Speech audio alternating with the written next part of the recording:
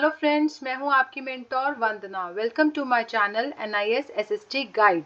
तो आज मैं क्लास 9 के चैप्टर नंबर 6 डेमोक्रेसी के टेक्स्ट बुक के क्वेश्चन आंसर्स लेकर आई हूं।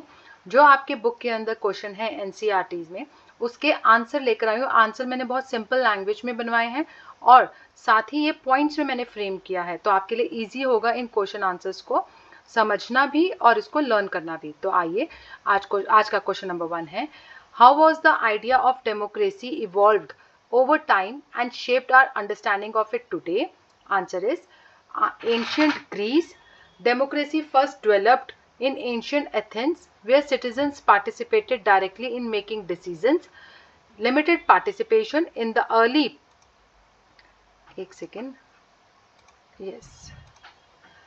In the early form of democracy, only a small section of the population had political rights. Women, slaves, and many others were excluded. Third point is rise of equality and liberty. Over time, ideas of freedom, equality, and individual rights became important. Fourth, American and French Revolution.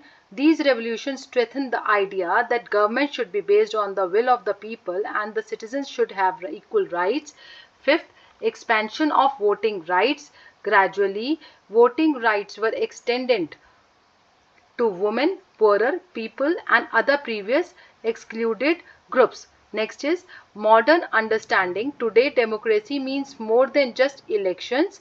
It includes equal political rights, people's participation, fundamental rights, rule of law, and accountable government. Seventh point is democracy today. It is understood as a system where people have an equal voice in choosing and influencing their government.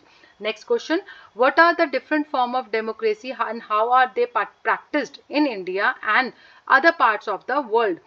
Answer, direct democracy. People directly take part in making decisions. It is mainly practiced in Switzerland through referendums and citizens' initiative. Second point, representative democracy. People elect representative who make decisions on their behalf. India followed this form through elections to parliament and state legislature. Third point, parliamentary democracy.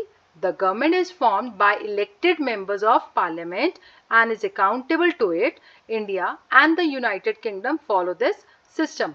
Presidential democracy. The president is directly elected by the people and leads the government. The United States follow this system. Now we have question number 3. What are the essential features of a democracy and how do they extend beyond government institution?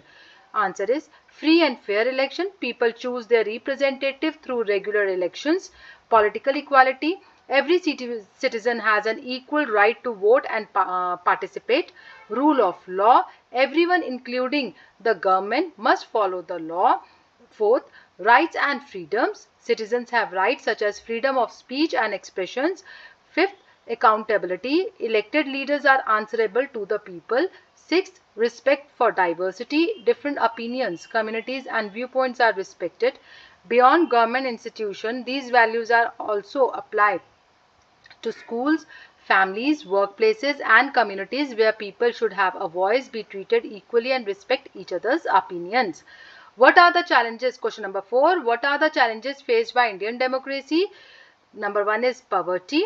Second is unemployment. Third is illiteracy. Fourth is social and economic inequality. Fifth is caste and communal division. Sixth is corruption. Seventh is money and muscle power. And eighth is lack of political awareness. Now, question number 5. How would democracy be affected if citizens stopped following laws and civic responsibilities? Explain with example. Answer, law and order would weaken. If citizens stopped obeying laws, society could become disorderly. Next, right of others could be affected. People might ignore the rights and freedom of other citizens. Government would become less effective. Democratic institutions depend on citizens cooperating with the laws and public rules. Public trust would decline. People may lose trust in government and democratic system. If people ignore traffic rules, there may be more accident, traffic jams, and conflicts. This shows that democracy needs citizens to follow laws and act responsibly. Next question we have. Question number 6. Why is the rule of law essential for protecting democracy? Answer, equality before law. Everyone including leaders must follow the same laws. Protects rights. If safeguards citizen, it safeguards citizens' fundamental rights and freedom, prevents misuse of power. Government official cannot act beyond the law, ensures justice. Citizens can seek legal protections when their rights are violated, builds trust. It creates confidence in democratic institutions. Example, if a government breaks the law, court can take action against it. This helps prevent the misuse of power and protect democracy.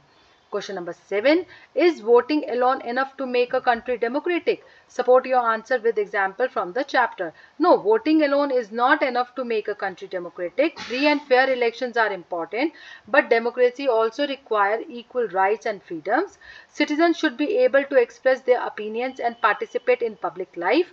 The rule of law must apply equally to everyone. The government must be accountable to the people. Example, a country may hold elections, but if people cannot freely express their opinion or the government does not respect their rights, it cannot be considered a true democracy. Now we have last question. What role does the constitution play in strengthening democracy in India? Answer, protect fundamental rights. It guarantees citizens basic rights and freedom, ensure equality. It treats all citizens equally before the law, define government power. It sets limits on the power of the government, ensure rule of law. Everyone including leaders must follow the constitution and laws, provide democratic institution. It established institutions such as Parliament, the judiciary and the elections, protects citizens' participation. It gives people the right to vote and participate in government. So आज के इस chapter के मैंने NCERT के text book के questions लिए थे, जिसके आंसर्स मैंने फ्रेम करके वीडियो में ये अपलोड करे हैं. इसको ज़रूर लर्न करिए, समझिए, इजी लैंग्वेज है. तो आज के लिए इतना काफ़ी है. Thank you. मेरे चैनल को लाइक करिए, शेयर करिए एंड सब्सक्राइब करिए.